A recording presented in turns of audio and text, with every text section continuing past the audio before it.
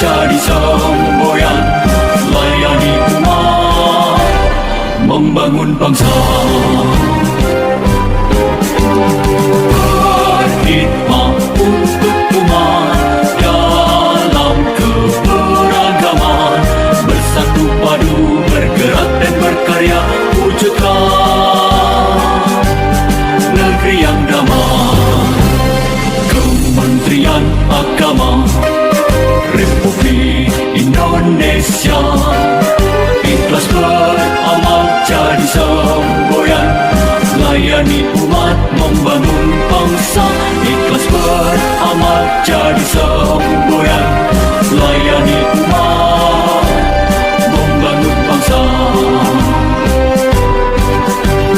Berkhidmat untuk umat dalam keberagaman, bersatu padu bergerak dan berkarya, wujudkan negeri yang damai.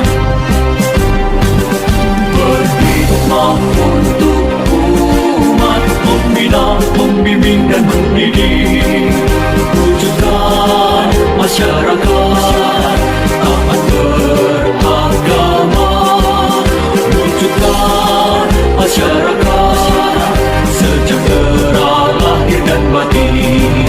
Berkhidmat untuk umat, membina, membimbing dan mendidik, mantapkan kerukunan umat dan antar umat beragama, beramal ma'ruf nahi munkar, jalani kehidupan. Khidmat untuk umat, untuk perdamaian, untuk Indonesia Jaya.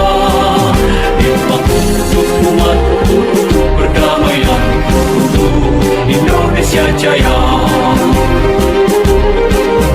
Berkhidmat untuk umat, membina, membimbing dan mendidik, wujudkan masyarakat taat beragama, wujudkan masyarakat sejahtera lahir dan batin.